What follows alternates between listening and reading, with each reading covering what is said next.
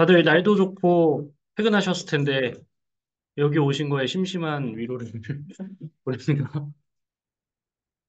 오늘 자리는 사실 이제 정기 모임이기도 하고요. 그리고 머니부트 캠프라는 거를 저희가 이제 1기를 12주차 동안 진행하는데 11주차까지 왔습니다. 그래서 이제 겸사겸사 모이는 겸 같이 좀 모이려고 했었고, 근데 그 머니부트 캠프 1기 아니신 분이 더 많아요, 지금. 그래서 의미가 없습니다. 그래서 의미가 없고, 그때 배웠던 내용들이 좀 어려워서 정리할 겸, 그리고 이제 실제로 머니 하이라이트에 있으시면 다 좋은 내용들이어가지고, 그거를 좀 정리하려고 하고, 실제로 제가 이제 제 돈을 투입해서 투자를 하고 있는데, 이제 그런 것들을 같이 좀 공유하고, 사람이 많아서 안 하실 것 같은데, 여러 좋은 의견들이 있으면 서로 좀 공유하고, 스터디하고 하려고 좀 같이 자리했습니다.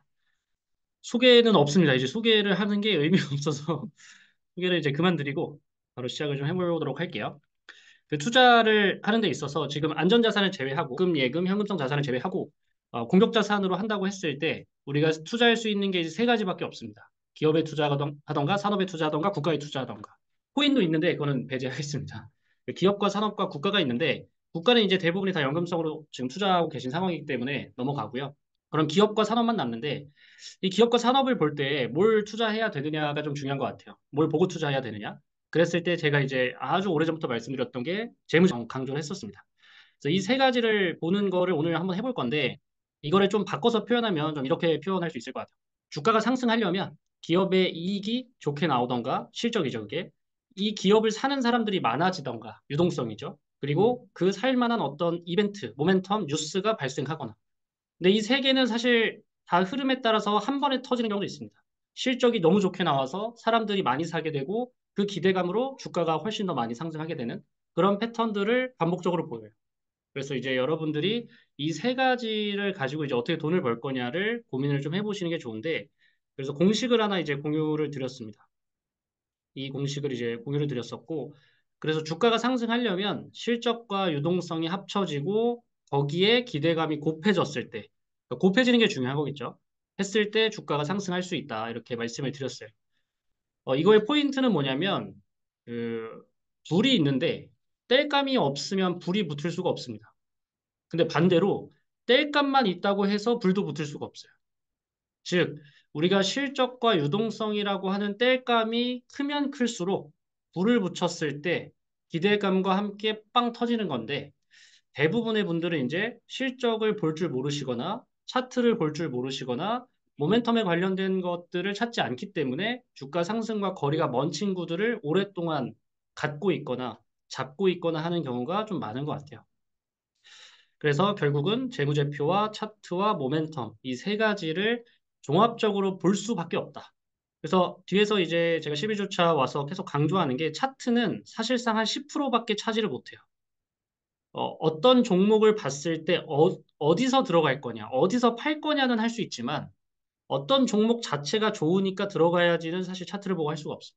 그래서 그 전에 어떤 모멘텀을 계속 강조하면서 머니부트 캠프를 운영을 했던 것 같아요. 여기까지 너무 어렵다 하시는 분 있나요? 벌써 불안해요. 이 뒤가 이제 험난하지 않을까 싶어서 천천히 가보도록 하겠습니다. 결국 이제 제가 말을 바꿨을 때 가장 좀 쉽게 제가 지금 어제 새벽까지도 그 요즘 혹시 저는 잼민이라 부르는데 잼민이라고 아시나요? 구글 AI를 저는 그냥 잼민이라고 부르는데 그 잼민이한테 어떻게 하면 이제 일반 투자자가 그냥 어느 날 투자로 돈을 벌고 싶을 때 어떤 플로우대로 딱딱딱딱딱 확인해서 투자를 하면 성공할 확률이 높을까? 이걸 이제 계속 시뮬레이션 하고 있거든요. 그랬을 때 일단 첫 번째로는 세상에 없었던 모멘텀을 발견하는 게 가장 쉽습니다. 그냥 가장 대표적인 예시로 코로나라고 하는 거는 물론 그 전에 전염병이 있었지만 코로나 정도의 사이즈가 거의 없었었죠. 그럼 코로나라는 모멘텀이 발생하고 가장 먼저 보통 마스크가 유행합니다. 그 다음에는 키트가 유행을 해요. 코로나 키트, 자가진단 이런 거. 그 다음이 이제 그 우리가 이제 뭐가 있을까요? 운송이나 좀 파생되는 이벤트들이 많죠. 여행을 못 간다거나 뭐 그런 것들, 원격 의료 뭐 이런 것들로 이제 파생되는 거죠. 그러니까 이런 세상에 없던 모멘텀이 발생하면 한 번 돈을 벌 수 있는 게 아니고 시기에 따라서 사이즈에 따라서 연속적으로 파생적으로 일어나는 일들이 많아요. 그래서 저는 사실 세상에 뉴스를 많이 보기도 하지만 주식을 오른 주식을 찾아봤더니 LA에서 산불이 났다던가 이런 걸 이제 많이 본 적이 있습니다. 그래서 여러분들도 제가 계속 모든 거에 기초예요. 그래서 뉴스를 안 보면 차트를 볼 줄 알고 재무제표를 아무리 봐봤자 모멘텀을 볼 수 없기 때문에 투자를 성공할 수가 없습니다. 그래서 제가 이 머니부트 캠프에서 제일 중요시하는 게 1주차부터 뉴스를 헤드라인이라도 드렸고, 근데 그 모멘텀이 이제 질문이 많이 들어오는 것 중에 하나가 진짜 주가가 올라갈 만한 모멘텀인지 모르겠다는 거죠. 예를 들어서 LA에 진짜 산불이 났다고 우리나라의 산불 관련주가 오를 수 있는가? 이게 이제 매칭이 안 되는 거죠. 근데 그럴 때는 이제 거래량을 보면 된다. 실제로 이 투입을 많이 했는지 사람들이 보면 만약에 투입이 됐다면 이 모멘텀은 혹은 이제 과거에도 산불이 났었는데 산불이 나면 이 기업이 올랐었던 전적이 너무 많다면 이번 산불에도 자신 있게 투자할 확률이 너무 높다는 거죠. 그래서 이제 홍준표 이제 떨어졌으니까 홍준표라는 후보를 예시를 들면 경남 스틸이라는 기업이 이제 대장주죠. 그러니까 이 기업이 계속 오르는 거예요. 몇십 년 동안, 한 20년 동안. 그래서 이런 것들을 반복해서 기억해두고 메모리화 해두면 투자하기가 굉장히 용이하고 쉬울 수밖에 없다. 정치 말고도 이제 수많은 일들이 있겠죠. 그래서 세상에 없었던 모멘텀을 발견하시는 게 제일 쉽고요. 그 다음에 그거가 진짜인지는 거래량을 확인하시고 불안하시면 이제 그 기업의 실적이 실제로 올라가고 있으면 최고죠. 왜냐하면 이 모멘텀이 내가 잘못 판단했다 하더라도 이 기업의 이익 자체가 좋으면 주가에 물릴 일이 거의 없으니까. 그래서 이 세 가지를 다 보는 게 너무너무 중요하다. 그래서 제가 이제 순서를 조금 이제 정했었습니다. 대부분의 분들은 어떤 느낌이냐면 시드머니를 모으면 투자를 해야 되는 어떤 질병 같은 게 있어요. 저도 그렇습니다. 저도 돈이 생기면 이거를 막 안 굴리면 안 될 것 같은 강박 같은 게 있어요. 근데 우리가 자본금이 꼭 있다고 우리 카페를 차리신 분이 있어서 그냥 예시 드는 거예요. 자본금이 있다고 카페를 무조건 차려야 되냐? 창업을 무조건 해야 되냐? 그건 아니죠. 자본금이 있으면 시장 상황에 맞춰서 카페를 차려도 되겠다 해서 카페를 차리는 거잖아요. 그 투자로 똑같다. 내가 주식을 하고 싶다고 혹은 돈을 굴리고 싶다고 무조건 시장 상황을 배제하고 들어가면 이제 쿵푸 다칠 수 있기 때문에 S&P 500이나 기본적으로 코스피나 금리나 물가나 고용지표나 이런 것들을 볼 줄 알면 훨씬 더 좋으실 수 있다. 네, 모르시면 이제 이건 스킵하고 그래서 이제 대장주들, 우리나라에서 좀 큰 기업들 혹은 미국에서 큰 기업들, 미국은 사실 M7만 보셔도 될 것 같아요. M7이라고 하는 이제 큰 우리가 아는 구글이나 아마존이나 테슬라나 애플이나 뭐 이런 친구들만 보셔도 될 것 같고요. 저는 이제 국내 기업들을 많이 하니까 상한가랑 거래량이 좀 많이 터졌던 종목들을 찾고 거래대금 30위 그리고 상한가 간 애들 찾아서 이 정도로 보면 시가총액 100위에서 거래대금 30위에서 등락률 30위에서 섹터가 다 겹칩니다. 특정 섹터들로 다 모여 있어요. 그러면 이제 그 섹터가 오늘 가장 강한 섹터. 그리고 그 섹터가 옛날부터 강했으면 모르겠는데 오늘부터 강한 애들이 있어요. 이제 그런 애들이 포커싱을 좀 해야겠죠. 그리고 예를 들어서 5월 26일인가 5월 29일에 처음으로 우리나라에서 우주항공의 날이라는 게 있습니다. 그러면 그게 앞으로 한국항공우주가 최근에 이제 많이 올랐는데 이런 모멘텀 때문에 올랐나라는 걸 이제 유추할 수 있는 거죠. 그래서 앞으로 강할 것 같은 섹터 한 개를 내 나름대로 정하는 겁니다. 정답은 없겠죠. 내 나름대로 정해서 그와 관련한 주식을 이제 그 검색하는 법을 배우셨고, 그래서 너무 많은 종목은 어차피 못 담습니다. 그 추적을 못하기 때문에 5개 이하, 보통 3개 이하면 제일 좋다고 보고요. 그러고 나서 재무제표 차트를 보는 거예요. 그러니까 1에서 6번까지가 모멘텀이에요, 사실상. 그래서 7번 재무제표 차트를 보고, 이 기업은 어디쯤에서 들어가서 어디쯤에서 팔고 나오면 딱 좋겠다. 이런 이제 생각을 할 수 있다. 근데 이제 이걸 말은 쉽죠. 말은 쉬운데 아마 11주차 동안 오시는 분들도 머리 터졌을 거고, 실제로 해보시면서 어려움이 있었을 거기 때문에 그거를 한 번만 더 복습을 좀 해보도록 할게요. 그 1번에서 S&P 500과 코스피를 보자고 했으니까 S&P 500과 코스피를 좀 한번 보도록 할게요. V자 반등이라고 합니다. 보통 이제 바로 급락했다가 바로 올라오는. 미국은 사실 V자 반등을 좀 많이 해요. 코로나 때도 V자 반등을 했고 여기서도 V자 반등을 했고 V자 반등을 많이 하는 편인데 보통 이제 V자 아니면 W자죠. 한번 더블 바닥이라고 하는데 바닥을 2번 찍거나 한 번 찍거나 이렇게 하는데 어쨌든 6천 가까이 이제 다시 붙었습니다. 아주 다행인 일이고 코스피로 봤을 때도 이 정도면 정말 선방한 것 같아요. 거의 미국만큼의 상승치만큼이나 이제 올라온 지표에서 이제 과매수 구간 사는 사람들이 좀 이미 많이 포화된 그런 시장이라고 보시면 될 것 같고 두 가지 생각이 있겠죠. 더 올라갈 것 같으니까 지금부터 사겠다. 혹은 지금부터는 좀 현금 비중 조절하고 떨어지는 거 보고 들어가겠다. 이렇게 이제 할 텐데 보통 이제 떨어지는 거 보고 들어가는 게 확률적으로는 좀 더 안전하겠죠. 이거 보고 오늘 아침에 웃었는데 그 RSI, ADR, PBR이라는 게 있는데 그냥 쉽게 표현하면 시장이 얼마나 과열되어 있느냐 이걸 보는 지표입니다. RSI는 70쯤 되면 상승할 확률이 30%, 하락할 확률이 70%라고 보시면 돼요. 그게 이제 과열의 징조고 그래서 68.5%니까 하락할 확률이 더 높은 거죠. 하락할 확률이 68.5%, 상승할 확률이 31.5%. 그냥 대략적으로 그렇게 보시면 되고요. ADR은 이제 120 넘어가면 이제 과열 구간, 상승 종목이 훨씬 더 많은 겁니다. 그래서 코스피, 코스닥 다 최근 한 달 동안 오르는 종목들이 많았고 과열 구간인데 PBR이 0.89입니다. 이게 무슨 뜻이냐면 제가 김병인이 1,000억을 갖고 있는데 그러면 외부에서 저를 평가할 때 아, 저 사람은 1,000억을 가진 사람이야라고 해줘야 되잖아요. 근데 외부에서 저를 아, 쟤는 890억을 가진 사람이야. 왜 그러냐면 한국 사람이잖아. 하고 그런 느낌이라고 보시면 돼요. 그러니까 가진 돈보다도 평가를 못 받는. 근데 과열 구간이에요. 그러니까 도대체 이제 어디까지 떨어졌었던 걸까? 이제 이런 생각을 많이 합니다.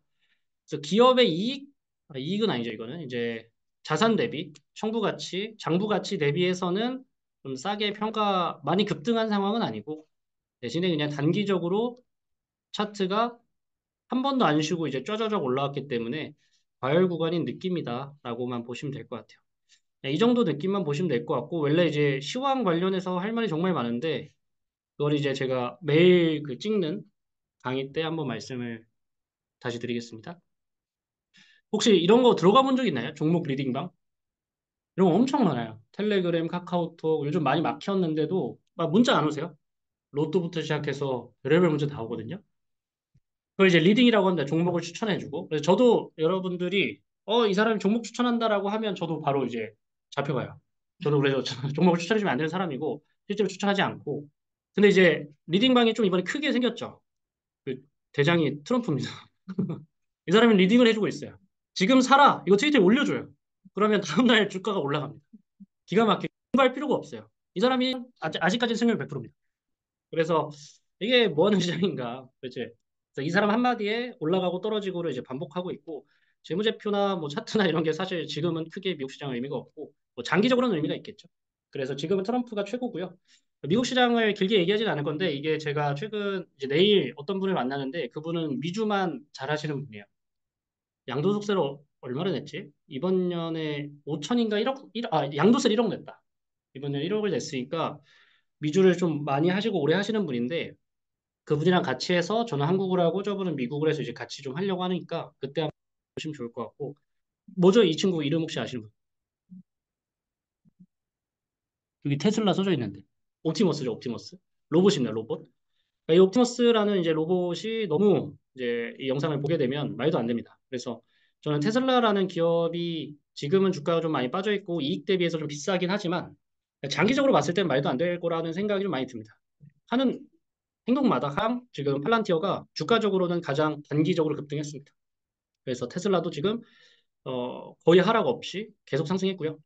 팔란티어도 계속 상승했기 때문에 지금 미국 주식에서는 테슬라랑 팔란티어 정도가 대장주라고 보시면 될 것 같아요.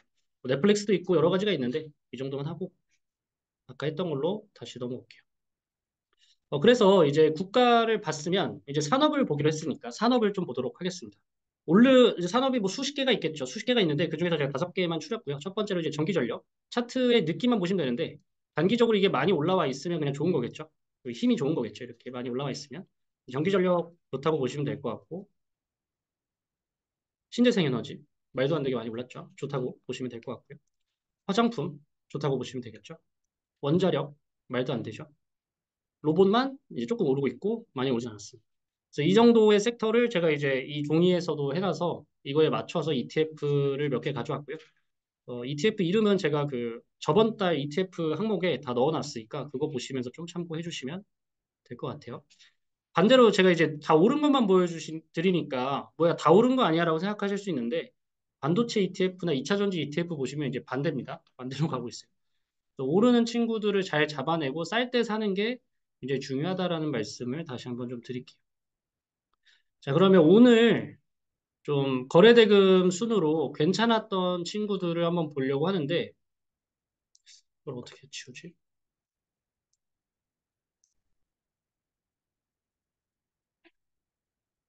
뭐 있었는데 버튼이?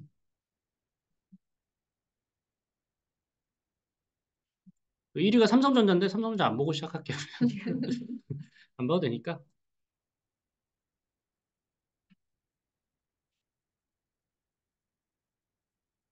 얘가 안 살아줘요.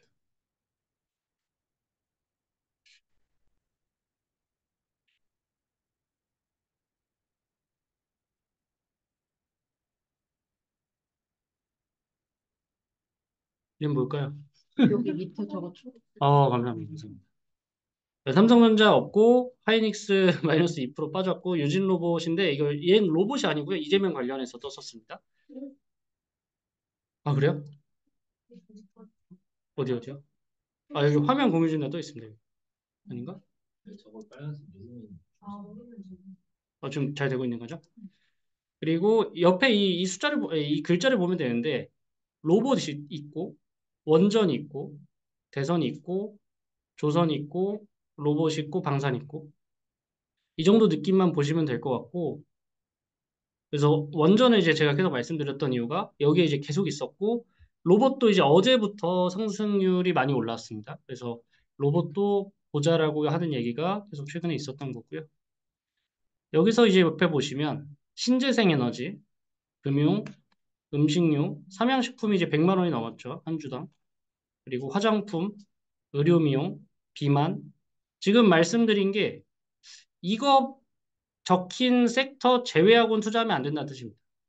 거의 흡사한 말이에요.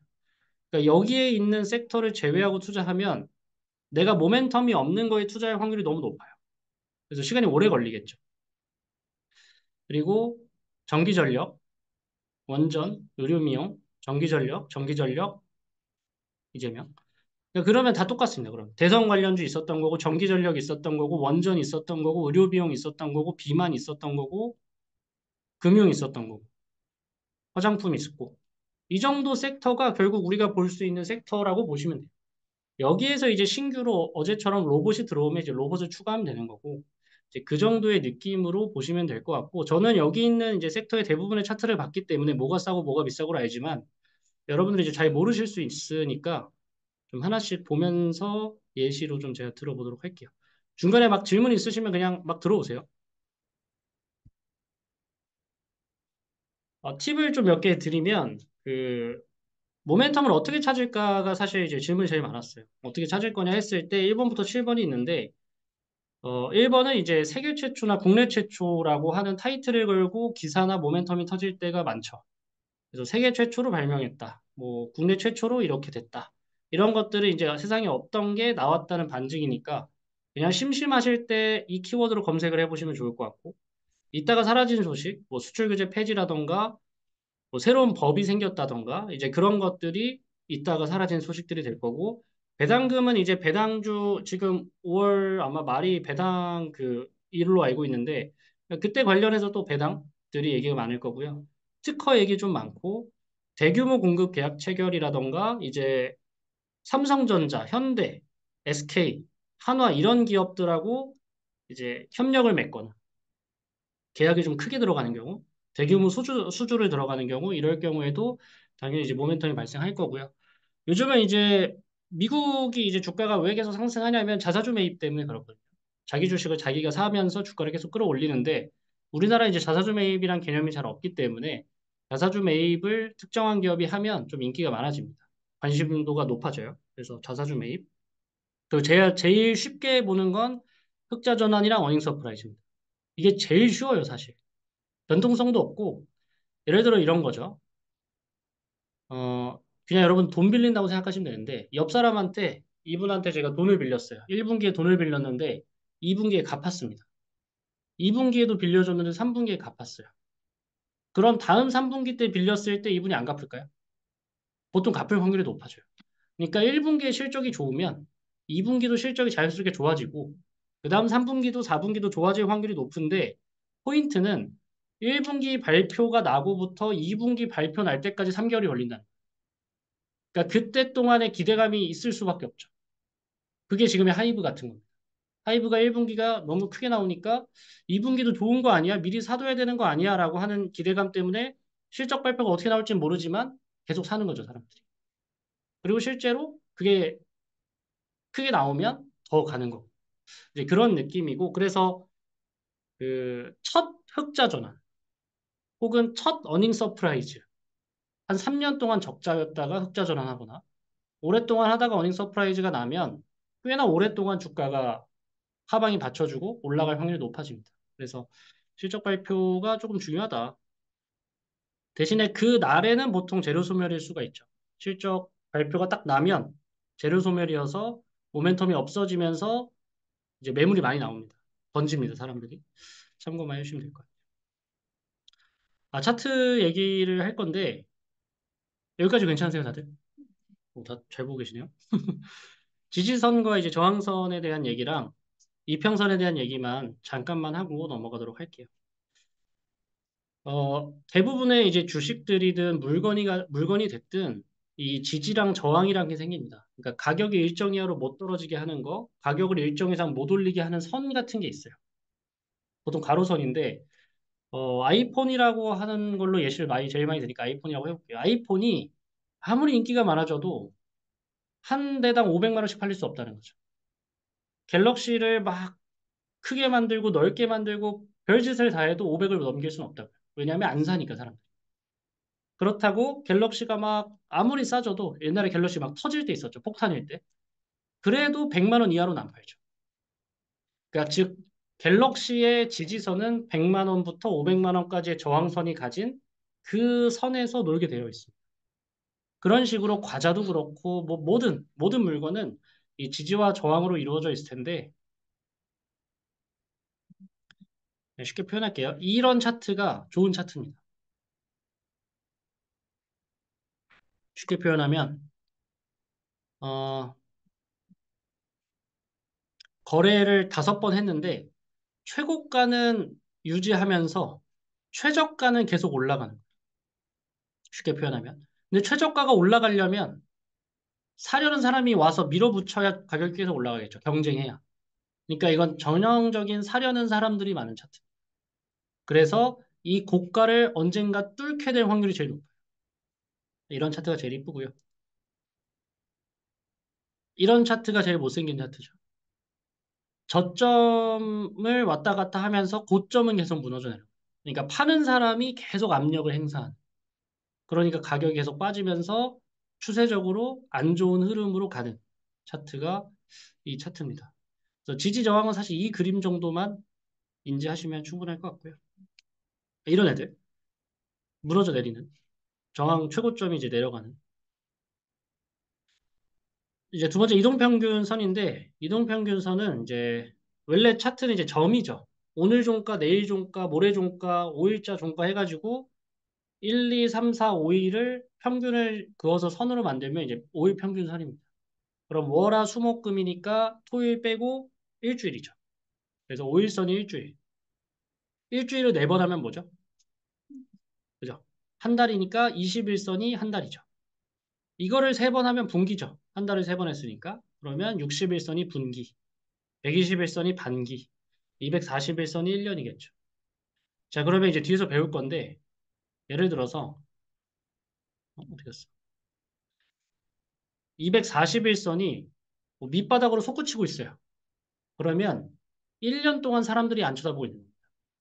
무슨 느낌인지 알겠죠? 6개월 아래로 막 쳐박고 있어요. 그러면 분기 동안 아무도 안 보고 있는 거예요. 그래서 자연스럽게 한 분기 정도의 관심이 소외됐다는 거는 실제로 관심에서 벗어났을 확률이 너무 높은 거죠. 그래서 61선이 중요합니다. 61선 중장기 투자에서 61선을 벗어나면 분기 동안 막 다 사실 관심은 있는데 짝사랑을 다 60일 동안 하고 있다가 61일차에 갑자기 산다? 그러기 좀 쉽지 않아요. 그래서 보통 61선은 지켜줘야 어떤 얘기가 될 확률이 높다. 그래서 이제 이 차트가 이제 우리가 정배열이라고 합니다. 차트가 올라가면서 5일 이동 평균선이 맨 위에 있고 꼬리잡기라고 제가 흔히 표현하는데 꼬리가 5명인 애랑 꼬리가 240명인 애랑 뭐가 더 빨리 움직일까요? 당연히 5명인 애가 더 기민하게 움직이죠. 그러니까 급등하면 5일선부터가 움직이는 거죠. 급락해도 5일선부터 움직이고. 그리고 240에서는 제일 늦게 움직이는데 이런 식으로 선이 이쁘게 짜자자자작 있는 걸 우리가 정배열이라고 합니다. 정배열. 이걸 사자는 게 아니에요. 그냥 이게 정배열이라는 것만 아시면 되고요. 반대가 역배열입니다. 오일선이 아래로 박히면서 장기 이평선이 더 위에 있는 거예요. 그래서 제가 이제 혼동될까 봐 미리 말씀드리면 정배열에서 하는 투자가 있고요. 역배열에서 하는 투자가 다릅니다. 방법이 달라요. 정배열 투자는 카카오가 신고가를 또 찍으러 갈지 말지를 맞추는 싸움이고요. 역배열은 저점에서 반등하는 걸 먹는 싸움. 자, 그럼 우리 잘 생각해 봅시다. 확률적으로, 이거 좀 애매한데, 확률적으로 혹은 마음적으로 고점을 계속 뚫는 거를 쫓아가는 게 편합니까? 저점에서 사는 게 편합니까? 저는 저점에서 사는 게 편하다. 그러니까 가끔은 이제 누가 봐도 예를 들어서 이런 거죠.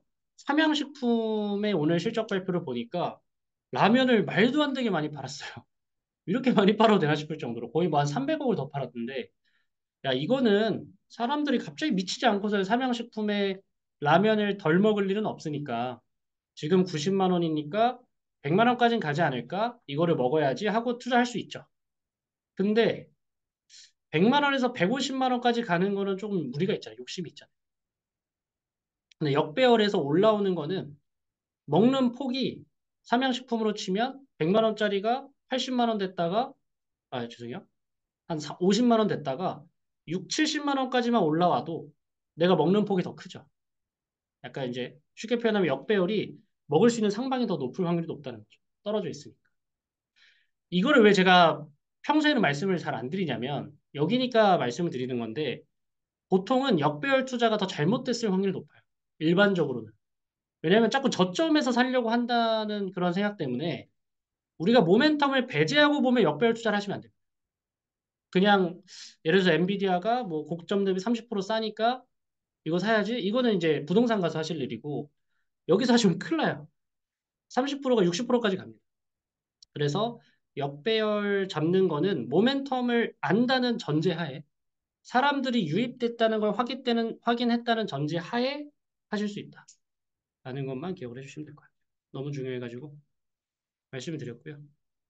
그래서 이제 깔끔하게 선이 이렇게 안 겹치고 짜자자작 있는 것도 있지만 주가가 막 요동치면서 이렇게 선이 꼬여요. 그러면 이동평균선, 5일 이동평균선이 이렇게 장기 이동평균선 혹은 이런 중기 이동평균선을 뚫고 내려가거든요. 이런 데를 이제 데드크로스라고 합니다. 크로스가 나는데 단기 이동평균선이 중장기 이동평균선을 뚫고 내려가는 거. 이제 하락 추세로 바뀐다는 건데 이거 이제 데드크로스라고 하고요. 반대로 이제 골든크로스라고 합니다. 단기 이동평균선이 중장기 이동평균선을 뚫고 올라가는 거. 예시로 보여드릴 거예요, 뒤에서. 그래서 이런 느낌, 이런 부분을 잘 잡아내는 게 중요하다. 골든크로스가 정답이다 지금 이거 아니에요. 이거 아니고 이거는 이제 주식 방송 하시는 분들이 하는 얘기고 이해를 해야 된다. 이 느낌을 이해하셔야 된다라는 것만 말씀드리고 예시를 들어볼게요. 이동평균선 그 배운 거 가지고 잘 한번 생각을 해볼게요.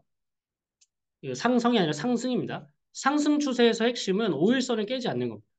5일이면 뭐라고요? 일주일이요. 일주일 동안 사는 사람이 계속 붙는 거예요. 그러니까 상승 추세에 있다는 대부분의 종목은 5일선을 잘 버텨줍니다. 5일선을 잘 버텨주고 그리고 5일선 위로 올라섰다라고 하면 그 아래 이제 물린 사람이 없는 거예요. 다 탈출하고 수익 보고 있는 사람만 있는 거예요. 그래서 최고가를 계속 갱신하는 종목은 계속 가는 이유가 물린 애들이 없으니까 던지질 않아요. 내가 수익 100%냐 150%냐의 싸움이지 마이너스 30%냐 플러스 50%냐가 아니기 때문에 안 팔고 계속 갖고 있어요. 그러니까 주가가 파는 사람은 없는데 들어오는 사람만 계속 있으니까 주가가 더 가는 거죠. 그런 거를 좀 이해하신다면 추세의 시작은 5일선을 깨지 않고 오른다는 거. 예시를 보면 파마리서치라는 기업이 있습니다. 피부 미용 의료기기. 여성분들 그 리주란 라주란 뭐죠? 그거 하는데요. 그거 하는 데고 그거 하면 좋나요? 피부에 관심이 많아가지고 그래요. 제가 옛날에 피부과를 갔는데 피부가 다 뒤집어진 거예요. 그래서 피부과에서 이제 약을 받고 치료를 받고 의사 선생님이 일주일 뒤에 다시 오세요 이렇게 했어요. 근데 제가 너무 궁금해서 선생님 혹시 피부는 잠을 잘 자거나, 잠을 못 자거나, 음식을 제때 못 먹거나, 스트레스를 많이 받거나, 끼니를 잘못 먹으면 피부가 안 좋아지나 이렇게 여쭤봤어요. 뭐라 그랬게요? 그게 다예요 이러더라고요. 근데 제가 그 반대로 다 하고 있었거든요. 그때 한창 열심히 뭘 해야 될 때 피부. 근데 저는 피부 다 전 세계가 고령화 국가가 되는 거 아시죠? 우리나라만의 문제가 아니라.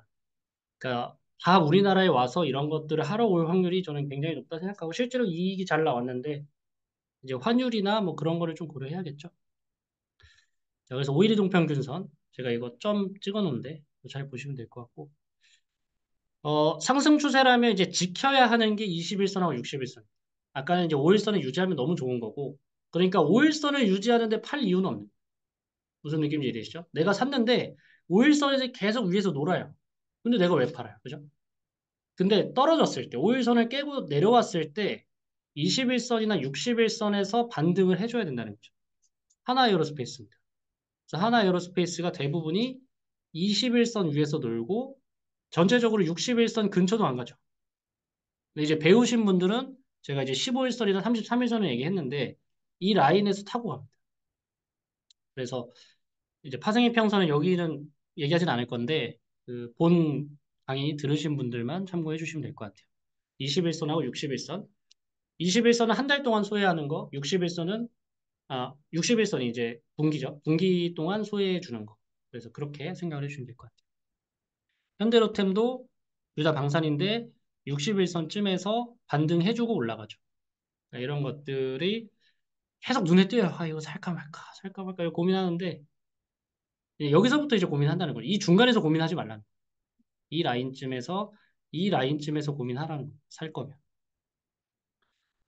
그리고 방금 말씀드린 것처럼 모두가 잊었지만 121선 거의 6개월이에요. 이거. 6개월 동안 까먹는 올라가는 주식이 어디 있어요? 6개월에서 1년 정도 동안에서 갑자기 다시 돌아오는 친구들이 있어요. 그래서 이제 이런 친구들을 먹는 게 높은 확률로 쉽죠. 부담도 덜하고. 그래서 그런 느낌을 생각을 해주시면 될 것 같아요. 이런 거죠. 네, 그은 게 121선입니다. 분명히 61선 아래 놀고 21선 아래 놀고 있던 애가 21선을 깨고 61선을 깨고 올라왔어요. 121선 바로 아래 있죠.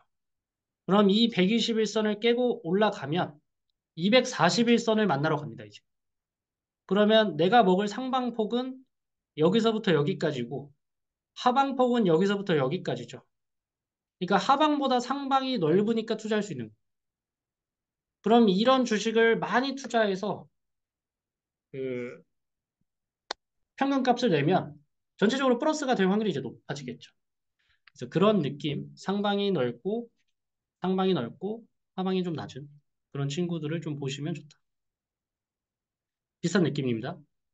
역별에서 정배열 추세, 241선에서 101선으로 바뀌는 뭐 이런 애들. 241선을 뚫고 아예 갑자기 거래량 동반하면서 뚫고 올라가는 애들. 이거 이제 관심을 안 가질 수가 없다는 거예요. 얘는 왜 갑자기 올라갈까 해서 모멘텀이 없을 확률이 있을까요, 얘가? 무조건 있어요. 모멘텀이 있으니까 이게 되는 거겠죠. 상한가를 찍는 거겠죠. 그래서 제가 이제 이게 뭐냐면, 어, 오늘 상한가를 기록했는데, 그러니까 모든 과거 데이터로 했을 때, 이 종목의 과거 데이터를 쫙 봤을 때, 상한가를 기록한 적이 또 있을 수 있잖아요. 그러면 일단 상한가를 기록한 적이 있는지, 그리고 상한가를 기록한 적이 있다면, 왜 어떤 이유로 상한가를 기록했는지. 근데 이번에 상한가하고 같이 겹쳐요, 이유가. 그럴 수 있죠. 근데 저번 상한가는 뭐 5번 났어요. 근데 이번 상한가는 처음이야. 그럼 우리가 더 관심 가져야겠죠. 그걸 한 겁니다, 이렇게. 그런 느낌을 해가지고 다 분석을 해놓은 겁니다. 그래서 그런 느낌으로 보시면 될 것 같고, 그래서 제가 지금 6번까지 한 겁니다. 6번까지 해서 강한 섹터를 찾고 그와 관련된 주식을 정리해서 상관없이 몇 개 추려가지고 이제 차트를 본 겁니다. 여기까지 했을 때 이제 실제로 느낌을 한번 보면서 얘기를 나눠볼게요. 추우신가요?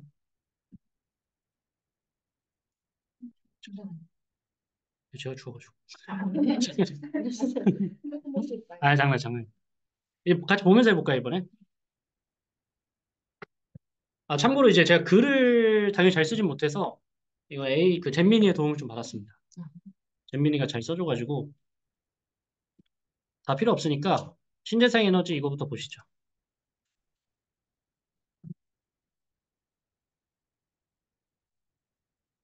지식을 좀 넓혀야 됩니다. 지식이 좀 있어야, 산업에 대한 대략적인 이해가 있어야, 투자하기가 편합니다. 일단 에너지가 왜 뜨는지는 이제 뒤에 나와 있지만 정부가 이제 항상 이쯤 되면 에너지에 대한 얘기를 합니다. 그러면 친환경 에너지 아니면 원전 에너지겠죠. 그럼 친환경 에너지가 보통 태양광, 풍력, 수소 이 정도라고 보면 될 것 같고 그 에너지를 이제 생산하고 저장, 운송하고 활용하는 건 다른 얘기라는 거예요. 그래서 그 세 파트대로 또 나눠져 있다는 거를 기억해 주시고 그래서 2025년 5월 모멘텀에 봤더니 HD 현대 에너지 솔루션이 어제 상한가를 기록 그러니까 이거는 태양광 혹은 에너지 관련주가 유의미하게 관심이 있다는 거고 그것과 관련해서 다른 에너지 관련주들도 얘가 상한가 갔기 때문에 다른 종목도 상한가 갈 확률이 충분히 높다는 거예요. 그래서 해상 풍력은 SK오션 플랜트, CS 윈드는 풍력 타워 이런 게 지금 어제자 기준으로 주가가 많이 올라왔다 이런 뜻입니다. 태양광 관련주를 이제 정리해 놓은 거예요. 그러면 이제 여기서 내가 이제 태양광에 관심이 많다 하시면 사실 태양광은 좀 늦은 면이 있지만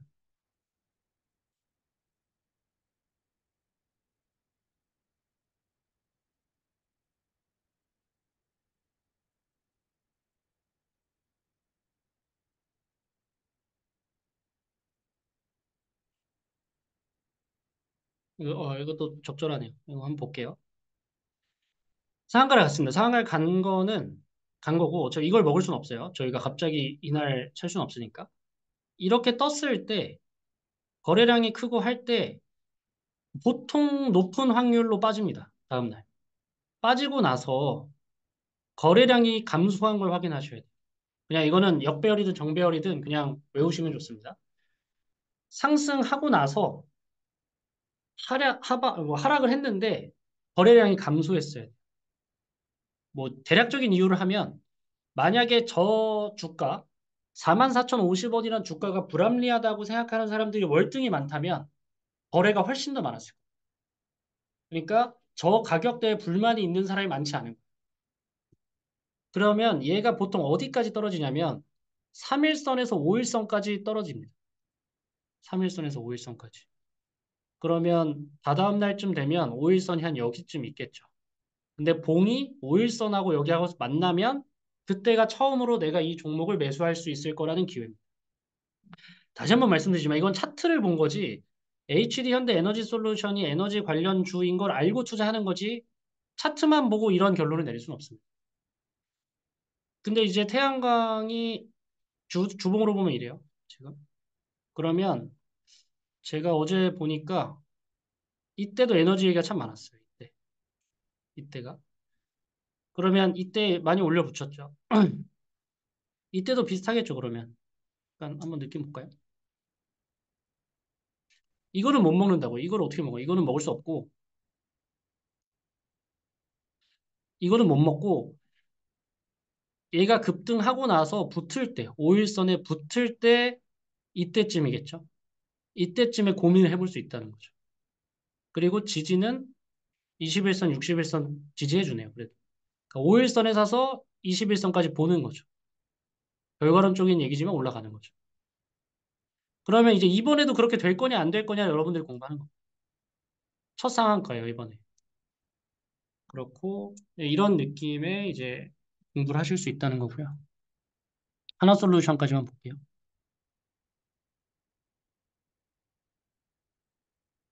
연근님 옛날에 하나솔루션 있지 않으셨어요? 진짜 잘 팔으셨던데 차트만 봤을 때. 얘도 볼게요. 월봉인데 240, 120, 121 이렇게 보면 너무 크다. 이렇게 볼게요. 이 241선 아래에 있죠. 지금 한참 아래에 있고 121선 아래에 있었고 61선도 61선도 아래에 있죠. 지금. 그러니까 얘는 소외주입니다, 지금. 누가 봐도 소외주인데 여기서부터 저점이라고 사면 안 된다는 거예요. 언제까지 빠질지 모르니까. 근데 이날은 뭐가 이상하다는 거예요. 아까 넷마블 비슷한 차트죠. 61선을 얘가 왜 거래량을 동반하면서 깼냐는 거예요. 이걸 모멘텀 없이 할 수 있느냐 이거죠. 그럼 이제 찾아보면 모멘텀이 있을 겁니다. 없으면 더 좋아요. 안 알려진 거니까. 그러고 나서 121선을 깨러 갈 확률이 높습니다. 그럼 121선을 깼고 이때인가 제가 이제 처음으로 단톡방에 그 얘기를 한 거예요. 얘를 하나솔루션은 보시면 좋을 것 같아요라는 얘기를 엄청 함축적으로 그때 올린 거예요. 그러면 이제 121선을 깼으니까 뭘 하러 가요? 이제 241선을 만나러 간다. 그래서 지금 그 과정에 있는 거죠. 241선을 만나러 가는. 깰지 안 깰지 모르지만 일단 1차 매도는 241선에서 해도 좋겠죠. 일단 이 중간에서 횡보하든 어쨌든 한 달 내로 보통 올려붙입니다. 근데 한 달 내로 못하면 힘이 빠졌다고 생각하고 뭐 중간에 매도하거나 해야겠죠. 포인트는 이날이라는 거죠. 이날. 61선을 깬 날.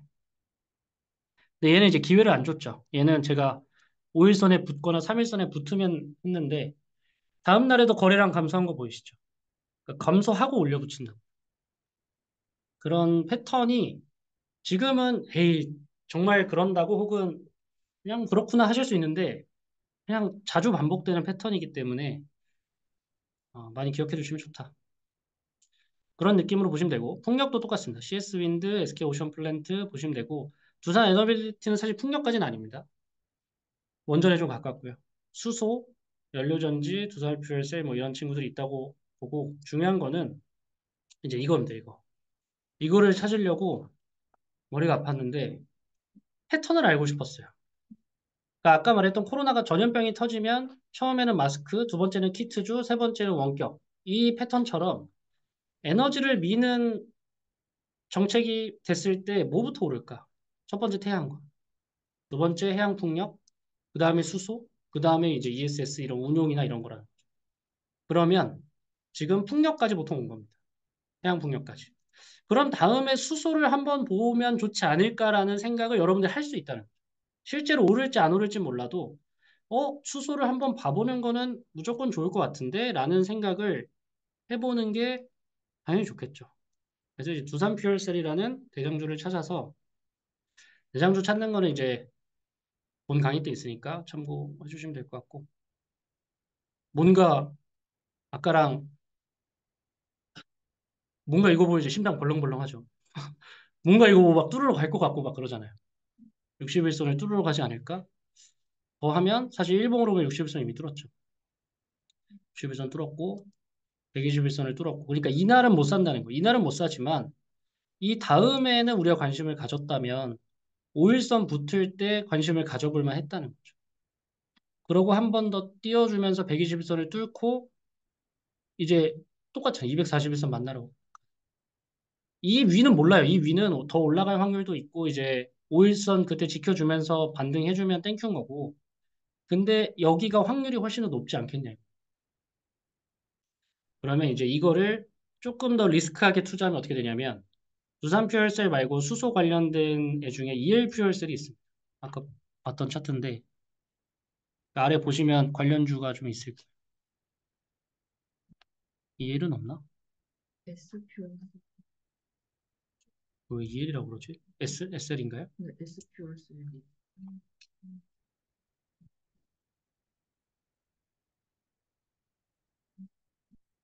S 퓨얼셀?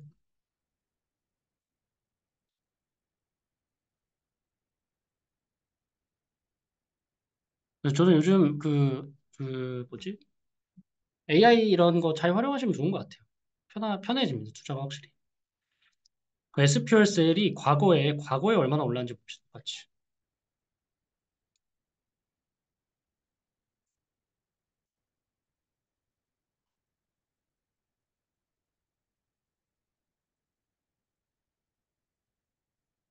노트북 잘 하시는 분 있나요?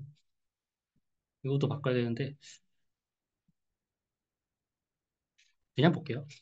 241선은 이제 과거에 보면 훨씬 더 높은 가격대에서 상한가를 많이 쳤습니다. 그래서 이번에 한 번의 상한가뿐만 아니라 과거에 반복적으로 상한가를 쳤던 기업이에요. 근데 대신에 이제 재무제표로 결격 사유가 없어야 되고 단기적인 악재가 없어야 모멘텀을 그대로 받아들이겠죠. 이제 그런 리스크가 있죠. 얘는 조그만한 기업이니까. 그러면 이제 이 수소에 관심이 가지셨으면 수소라는 이 기업이 어떻게 돈을 버는지, 어떤 형태로 돈을 버는지는 그냥 여러분들이 쓰는 AI 아무한테나 쉽게 물어보면 바로 나옵니다. 1분 만에 나와요. 뭐 하는 기업인지. 그래서 그게 현실 가능하고 큰 리스크가 없다고 생각하면 사놓고 기다리는 거죠. 그러면 대선이 6월 3일인가요? 6월 3일이니까 보름만 기다려서 돈을 벌 수 있다. 6월 3일 전에 팔면 될 테니까 보통. 아니면 대선 누가 되는지 보고 들어가고. 그런 이제 시나리오를 세우는 게 중요하다. 시나리오대로 무조건 되는 건 아니지만 시나리오를 세우는 게 좀 중요할 것 같아요. 그러면 이제 제11차 전력 수급 기본 계획 내일 뭐 이런 것도 있답니다. 이런 것들을 이제 보래요. 신기술 상용화. 이런 것들이 반복적으로 일어나니까 반복적으로 정리가 가능한 거죠. 몇 개만 보고 마무리해 볼게요. 전기 전력인데 그러면 이제 저도 모르실 수 있으니까 그냥 이거 합니다. 그러니까 엄청 겹쳐요, 섹터가. 전기전력이라는 섹터가 재생에너지랑도 겹치고, 나중엔 조선이랑도 겹치고, 뭐, 별의별 이제 그거랑 다 겹칩니다. 그래서 이런 거, 이런 게 뭐 언젠지, 뭐 이게 뭔지, 뭐 이런 것들을 이제 아시면 좋겠죠. 그래서 뭐, LS 일렉트릭은 전력기기 자동화 스마트 그리드를 다 포함하고 있으니까 좋은 거고, 아, 효성은 수소도 있네, 뭐 이런 거 관심 알고 있어야겠다, 뭐 이런 생각 할 수 있겠죠.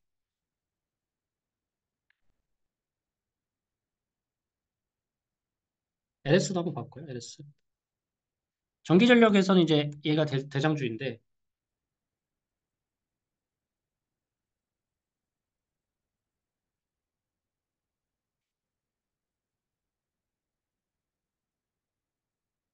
제가 이때 들어간 겁니다, 이때. 이때 들어간 거예요. 그러니까 반등 할지 말지 모를 때. 근데 60일선은 왠지 모르지만 깰 때. 그 뒤로 이제 쭉 상승해 주는데 못 판다고요. 왜 못 팔아요? 5일선을 유지해 주니까. 라인을 타고 가니까 못 파는 거예요. 이 라인을 타고 가는데 팔 수가 없잖아요. 그러니까 이런 추세를 보면 길게 먹을 수 있고 빠져야 될 땐 짧게 빠지고 나올 수 있다는 거죠. 그러니까 그거를 먹을 때 빠질 때를 둘 다 이제 잘 기억해 주시는 게 당연히 중요하고 얘만 좋은가 봤더니 HD 현대 일렉트릭이 오늘 올랐네요. 그러면 이제 또 연관지어서 생각을 하실 수 있는 거죠. 그런 의미에서 뭐 한전이라던가 이런 거 같이 올랐던 거. 두산 에너빌리티는 계속 끼죠. 다 포함되다 보니까. 뭐 이런 언제 올랐는지 뭐 그런 거 보시면 좋을 것 같고요. 그러니까 저는 재생에너지가 뜨면 결국 전기전력이랑 또 연결되기 때문에 전기전력은 모멘텀 상관없이 그냥 실적도 좋을 확률이 높아요. 재무제표도. 그런 것들을 이제 지속적으로 보는 거죠. 미국에 지금 다 우리나라 전기전력 회사들이 들어가잖아요. 그런 것들이 투자 포인트가 되겠죠. 어떤 안심되는 포인트겠죠. 로봇은 이제 그 우리나라 첨단 로봇 산업 발전 뭐 이런 것도 있고 기본적으로는 테슬라 때문에 제일 세죠. 테슬라랑 정책 관련해서 어떤 후보가 또 이제 로봇을 밀겠다. 이렇게 한 걸로 기억을 하는데 그러면 이제 로봇이 올라가는 거죠. 그래서 테슬라 그거랑 정책적으로 이제 밀기 때문에 올라가고 그러면 이제 6월 3일까지는 언제든지 조금 더 기대하려 볼 수 있는데 이런 거죠. 지금 보시면 두산 로보틱스랑 레인보우 로보틱스가 시총이 좀 제일 큰 편이에요. 근데 지루하신가요 혹시? 괜찮으세요? 저 이것만 보고 있어가지고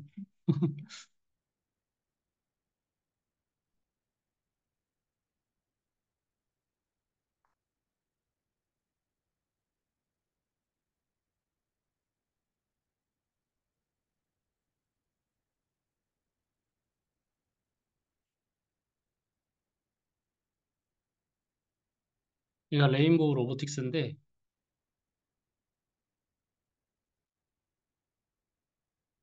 어제 크게 이제 좀 상승을 해줬죠. 12% 정도.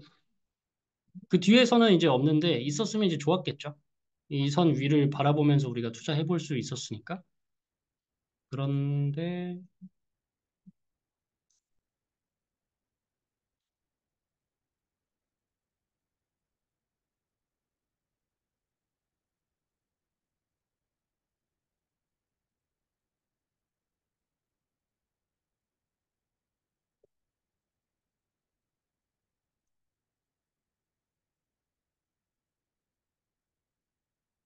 그냥 단순한 겁니다. 레인보우 로보틱스랑 두산 로보틱스가 우리나라에서 1, 2위 하는 로봇 시총인데 얘는 12% 올랐는데 왜 두산 안 오르냐 이겁니다. 근데 두산 지주는 엄청 올랐어요. 그러니까 두산의 흐름은 좋은데 왜 하필 두산 로보틱스만 안 오르지? 하면서 두산 로보틱스의 차트를 처음 보는 거죠. 거기서 이제 왜 두산 로보틱스는 잠잠하지 하고 봤을 때 얘를 만나러 가냐 안 만나러 가냐 이제 베팅을 하는 거죠. 그럼 이제 높은 확률로 모멘텀이 발생하면서 올라갈 확률이 더 높지 않을까? 여기서 21선을 깼고 올라갈 확률이 더 높을 것 같은데 배팅을 하는 거죠. 올라오면 이제 땡큐죠. 여기서 먹고 나오시거나 121선 만나러 가는 거 기다리시거나 그러니까 그런 좀 연속된 패턴을 활용하시는 게 혹은 저점에서 고점으로 바뀌는 상황에서 투자하시는 게 수익률이 더 안전하실 거라는 거죠. 이건 뭐 이재명 관련이고. 네네네. 레인보우는 올랐는데 두산이 안 올랐다고 하시는데 네네. 사실 다른 것도 하이브가 오르면 YG도 오르고 그죠. 다 오르는데 그것만 딱히 제외되는 이유가 저도 모르겠어요. 아니, 안 오를 수 있죠. 그러니까 모든 기업이 오르잖아요. 왜냐하면 YG랑 하이브는 올랐지만 JYP는 안 올랐잖아요.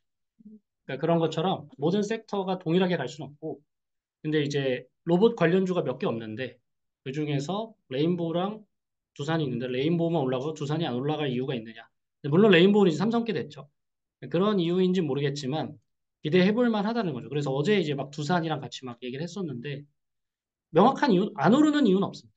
오르는 이유는 있지만 안 오르는 이유는 없기 때문에 막 해서 네, 이게 로봇 같은 경우 뭐 산업용 서비스 이렇게 나눠 주는데 사실 제가 보기엔 그냥 다 똑같은 로봇인데 네. 굳이 나눈 이유가 뭐 이유가 있을까? 사이즈가 이제 다르죠. 아 위에서부터 높은 자리 들어가는 네네네. 사이즈가 다르고 수익성도 다르겠죠. 그러니까 예를 들어서 이런 거 반도체도 부품을 파는 애가 있고요.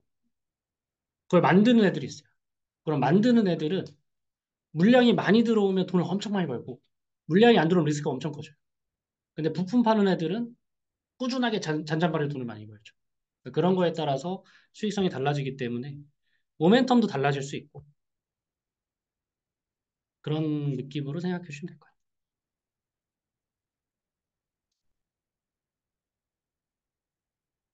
근데 로봇은 제가 보니까 로봇은 진짜 다 대체될 것 같아요. 일반 제조업이나 단순 업무는 로봇을 안 쓸 이유가 없을 것 같아요. 저는. 옵티머스 이게 한 대당 5천이래요. 5천만 원. 5천만 원 해볼 만 하지 않아요? 사람 현대자동차 인건비가 1억인데 한 명당 음. 5천만 원 바꾸는 게 낫죠. 아예 그러면 안 되나? 현대자동차 안 계시죠? 그러니까 한번 고민해 볼 만 하고요. 아, 화장품이 실적이 미쳤습니다. 제가 투자한 화장품 빼고는 다 올랐어요.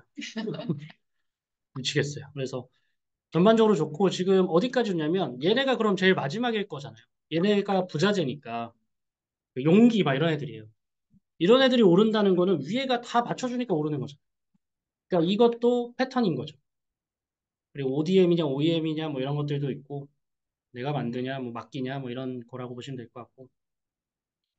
근데 조금 이제 트렌드가 아시겠지만 제가 최근에 백화점 가면서도 어떤 분한테 얘기한 건데 요즘에도 명품 화장품을 쓰는 사람들이 이 생각이 확 들더라고요. 요즘은 저가형 명품이 너무 많아졌잖아요. 품질이 좋아진 게. 그러니까 옛날에 저희 막 SK2 하면 막 엄청 막 이랬던 기억이 있거든요. 근데 안 쓰지 않아요, 요즘? 누가 SK2를 그래도 계속 있나요? 꾸준히 아, 있나요? 충성 고객들이? 네. 그렇다고 합니다. 여기는 수도에는 아, 그래요? 그렇군요. 거기에 근데 또 많이 사니까. 아, 그럴 수 있겠네요. 네. 그러면 이제 그거를 고려해서 종목을 이제 찾는 거죠. 여기 이제 화장품인데 미용기기도 꼭 보셔야 돼요. 파마리서치랑 클래시스랑 휴젤이랑 뭐 필러, 뭐 슈림프인가요? 슈링크인가요? 슈링크, 라주란인가요? 리주란인가요? 뭐 그런 것도 다 이제 해야 되지 않을까. 그러니까 그게 줄 수 있는가가 저는 항상 궁금해요. 그 수요가 줄을 수 있을까? 한 번 맞았어요. 다시 안 갈 수 있을까? 저는 정말 어렵다 생각하거든요. 필러도 제가 보니까 계속 넣어야 되더만요. 계속 맞아야 되더만요. 그러니까 그런 게 쉽지 않다. 그래서 이제 올랐었던 화장품도 이제 올랐었던. 근데 얘는 이제 중국이 제일 큽니다. 얘는 중국이 이제 돌아서면 이제 아주 오래 기간 동안 이제 또 힘들어질 거고. 이거 마지막으로 이제 원자력. 원자력도 지금 보시면 두산 에너빌리티는 위에 상당 섹터하고 겹쳐요. 그러니까 두산 에너빌리티가 어떻게 움직이는지는 관심을 가져볼 만하다고 생각을 하고요.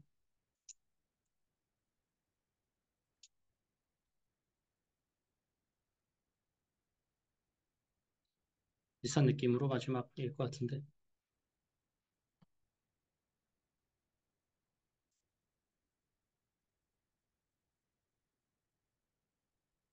제가 언제 정확하게 봤는지는 사실 기억 안 나는데, 일단 정고점은 못 깼었습니다. 정고점 못, 뭐 이쯤 제 성격상 아마 여기였겠네요. 이 61선 깨고 올라갈 때. 그리고 대선이니까 에너지가, 여러분 잘 생각해 보세요. 내년 대선에 무조건 돈을 버는 거예요. 못 벌면 그거는 그거예요. 기억력의 문제예요.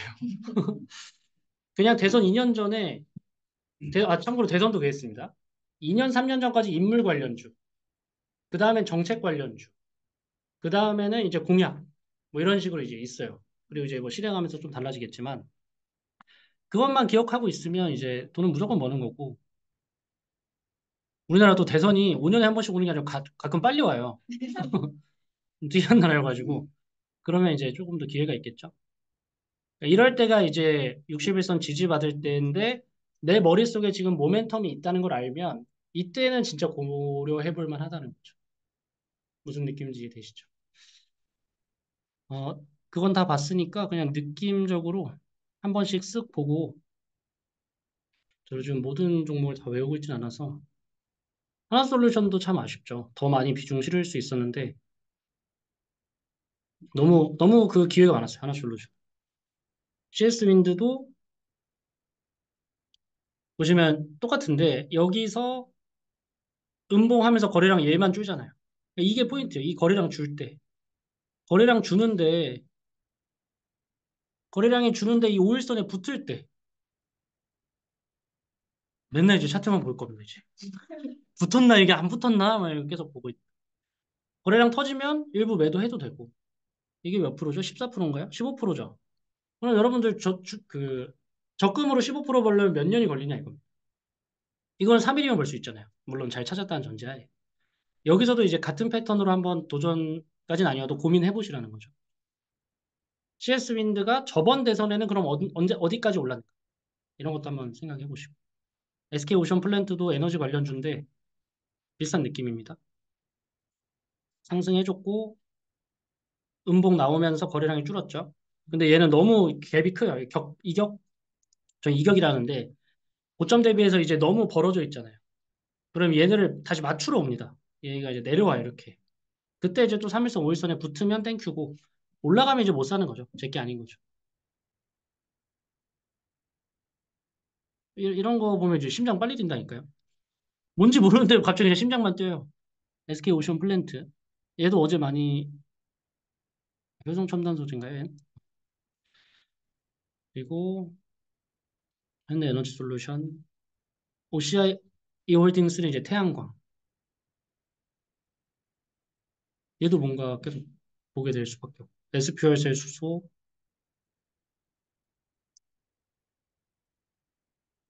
동국 SNC 어제 뭐 좋게 봤었는데 기억이 안 나. 새벽에 봐가지고 무슨 종목인지 정확히 기억이 안 나.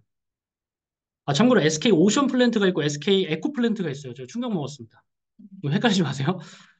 오션 플랜트가 있고 에코 플랜트가 있습니다. 얘도 뭔가 관심을 가지고 싶어지죠. 뭔가. 그래서 이평선을 잘 보셔야 되고 배우신 분들은 파생 이평선 가급적 다 그려놓으시고 이것도 비슷하죠. 올라붙이고 베트남에 가장 11주차에 나와 있어요. 네, 강의 있어요. 엔터. YG가 무조건 사고 싶게 만들어져 있었던 차트 중에 하나고 하이브도 하이브도 보시면 하이브가 이때가 아마 실적 발표가 크게 나왔을 거예요. 이때가 이제 하고 횡보하죠. 이 횡보하는 기간 동안 5일선 붙죠. 이제 최고가여서 이건 이제 지금 담을 수는 없지만 이런 패턴일 때 이제 잘 사라는 거죠. 보통 이 상황에서 신고가를 안 깨러 가기 좀 어려워요. 여기서 갑자기 급락하는 거 좀 웃기지 않아요? 실적 좋다고 했는데 여기서 갑자기 사람들이 안 사고 떨어질 이유가 없잖아요. 거의. 그러니까 아니까 이 종목을. JYP는 이제 그 딱 밥그릇, 제가 밥그릇이라는데 이 라인에서 잘 했죠. 지금 이제 거래량 붙으면서 올려붙이고 얘는 이제 매물대 여기 물린 애들이 있잖아요. 이 사람들이 물려 있잖아요. 이제 탈출하는 거잖아요. 그러니까 이런 거는 고려 잘해야 됩니다. 이게 말이 안 돼요. 이 섹터를 놓쳤다는 게 클래시스 저희 주식 스터디 처음 할 때 했던 애인데 12,000원이었어요. 하나 에어로스페이스는 5만 원이었는데 지금 100만 원이죠. 85만 원인가. 그러니까 이런 거를 어떤 이평선을 잘 지켜주는 거 잘 보셔야 되고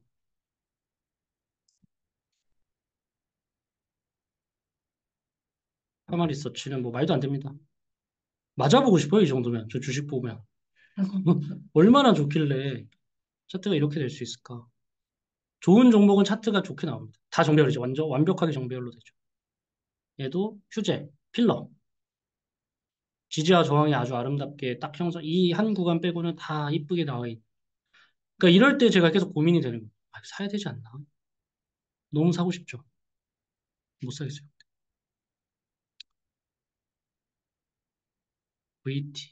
아, 뭐. 그래서 이런 종목들 위주 안에서 이럴 때, 이럴 때 관심을 가질 볼만하다는 거예요. 이 61선에 붙을 때. 이런 식으로만 하셔도 여러분들이 지금 이 강의 보시기 전에 매매보다 100% 정도, 150% 정도 나아지셨을 거라고 생각하기 때문에 이 정도 하고 혹시 이제 질문 있으시면 질문 받고 마무리해 보도록 하겠습니다. 고생하셨습니다.